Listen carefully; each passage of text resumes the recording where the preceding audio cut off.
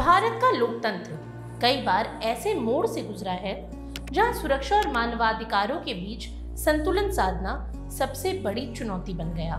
छत्तीसगढ़ की धरती पर चला सलवा जुडुम आंदोलन भी इसी कड़ी का एक हिस्सा था, जिसने न केवल राज्य और केंद्र सरकार की नीतियों को चुनौती दी, बल्कि देश भर में ये बहस भी छेड़ दी कि क्या किसी भी लोकतांत्रिक व्यवस्था में नागरिकों को हथियार देकर उन्हें लड़ाई के मोर्चे पर खड़ा करना सही है, और अगर ऐसा होता है तो उसका परिणाम किसे भुगतना पड़ता है।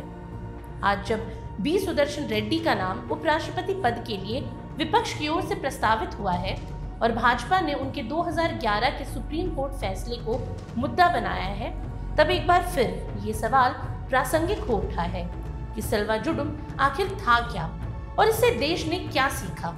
अब देखिए, सलवा जुडुम की कहानी शुरू होती है 2005 में।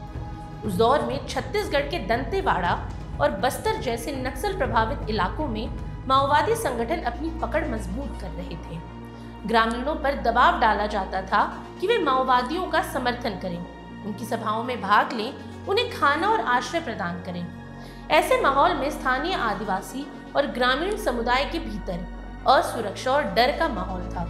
इन्हीं परिस्थितियों में उभरा ये आंदोलन, जिसे एक जन जागरण के रूप में प्रचारित किया गया। राज्य सरकार और पुलिस ने इसे ग्रामीणों के आत्मरक्षा अभियान के रूप में पेश किया, लेकिन वास्तविकता ये थी कि लोगों को संगठित कर उन्हें हथियार थमा दिए गए। आंदोलन का नेतृत्व कांग्रेस नेता महेंद्र कर्मा ने किया, जिन्हें बाद में सलवा जुडुम का जनक कहा गया। दिलचस्प बात यह है कि ये केवल एक सामाजिक प्रतिक्रिया नहीं थी, बल्कि इसमें सरकारी सहयोग और प्रशासनिक समर्थन भी साफ दिखाई दिया। शुरुआत में सलवा जुडुम को इस रूप में प्रचारित किया गया कि नक्सलियों के आतंक से मुक्त होने का रास्ता है, लेकिन धीरे धीरे ये आंदोलन हिंसा, अराजकता और मानवाधिकार उल्लंघनों का प्रतीक बन गया। स्थानीय युवाओं और ग्रामीणों को विशेष पुलिस अधिकारी बनाया गया, इन्हें हथियार दिए गए और नक्सलियों से सीधे टक्कर लेने के लिए भेज दिया गया। हालांकि समस्या ये थी कि ये जन आंदोलन कई बार नियंत्रण से बाहर हो गया। जिन गांवों पर नक्सल समर्थक होने का शक होता, उन्हें जला दिया जाता, फसलें बर्बाद कर दी जाती, महिलाएं और बच्चे तक हिंसा से अछूते नहीं रहे। रिपोर्ट्स बताती है कि यौन हिंसा, जबरन विस्थापन और निर्दोषों की हत्याएं इस आंदोलन के काले पहलू बन गए। हजारों लोग अपने गांव छोड़कर राहत शिविरों में रहने को मजबूर हुए। वहीं सरकार का कहना था कि नक्सल विरोधी आंदोलन है, लेकिन जमीनी सच्चाई ये थी कि इसने आदिवासियों के भीतर एक गहरी खाई पैदा कर दी। जो लोग पहले से गरीबी और हाशिए की जिंदगी जी रहे थे, वही इस हिंसा के सबसे बड़े शिकार बने। ऐसे में जब सलवा जुडुम की गतिविधियों ने देश और दुनिया का ध्यान खींचा, तब कई सामाजिक संगठन, मानवाधिकार कार्यकर्ता और अंतर्राष्ट्रीय संस्थाएं खुलकर इसके विरोध में सामने आई। Human Rights Watch, Amnesty International और भारत के कई संगठनों ने इसे मानवाधिकार का घोर उल्लंघन बताया। मामला सुप्रीम कोर्ट पहुंचा। 2011 में नंदिनी सुंदर बनाम छत्तीसगढ़ राज्य मामले में सुप्रीम कोर्ट ने सलवा जुडुम और नागरिकों को हथियार देकर लड़ाई में झोंकने की प्रथा पर रोक लगा दी। कोर्ट ने साफ कहा कि यह संविधान की मूल भावना के खिलाफ है और राज्य का कर्तव्य है कि वो नागरिकों की रक्षा करे, न कि उन्हें बंदूक थमाकर सुरक्षा बल का हिस्सा बना दे। वहीं बी सुदर्शन रेड्डी, जो उस समय सुप्रीम कोर्ट के जज थे, उन्होंने इस आदेश में अहम भूमिका निभाई और यहीं से विवाद शुरू हुआ। भाजपा का आरोप है कि इस फैसले से नक्सलियों को बल मिला और निर्दोष लोगों की हत्याएं बढ़ी। वहीं कांग्रेस और मानवाधिकार संगठनों का कहना है कि कोर्ट ने मानवता की रक्षा की और ये फैसला लोकतंत्र की गरिमा के अनुरूप था। सलवा जुडुम का जिक्र आज भी छत्तीसगढ़ की राजनीति और भारत की आंतरिक सुरक्षा बहस का हिस्सा है। वजह यह है कि ये केवल एक आंदोलन नहीं था, बल्कि इसने कई गहरे सवाल खड़े किए। क्या लोकतंत्र में नागरिकों को हथियार देकर लड़ाई में उतारा जा सकता है?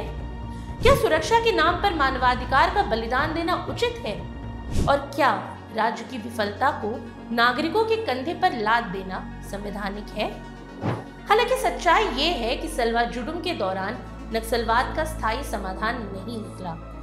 उल्टे विस्थापन, गरीबी और शिक्षा स्वास्थ्य से वंचित आदिवासी और अधिक हाशिए पर चले गए।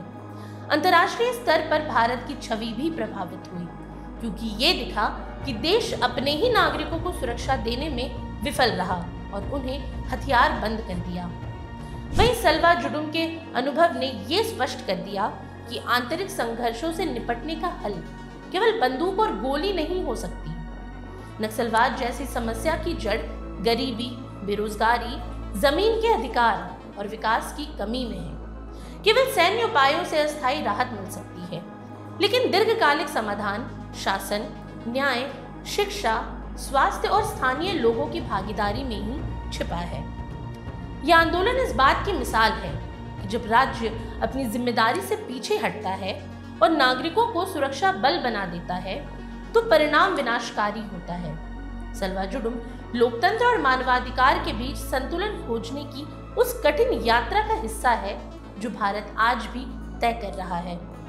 ऐसे में आज जब राजनीतिक गलियारों में ये बहस फिर से छिड़ी है कि बी सुदर्शन रेड्डी जैसे व्यक्ति को उपराष्ट्रपति बनाना चाहिए या नहीं, तब असली सवाल यही है कि क्या हम अतीत की गलतियों से सबक लेकर एक ऐसा भविष्य बना पाएंगे जहां सुरक्षा और मानवाधिकार साथ साथ चले, क्योंकि लोकतंत्र की असली ताकत बंदूक नहीं बल्कि इंसाफ है। आज के लिए इतना ही। ये सामग्री आपके लिए जुटाई थी उर्वशी शेखर ने और वीडियो संयोजन किया था राहुल कुमार ने। ये वीडियो आपको कैसा लगा हमें कमेंट सेक्शन में ज़रूर बताएं और ऐसी तमाम रोचक जानकारियों के लिए बने रहिए स्वराज पोस्ट बिहार झारखंड के साथ। और अब तक अगर आपने हमारे YouTube चैनल को सब्सक्राइब नहीं किया तो अभी जाकर करें और Facebook पर हमारे पेज को लाइक और फॉलो करना ना भूलें।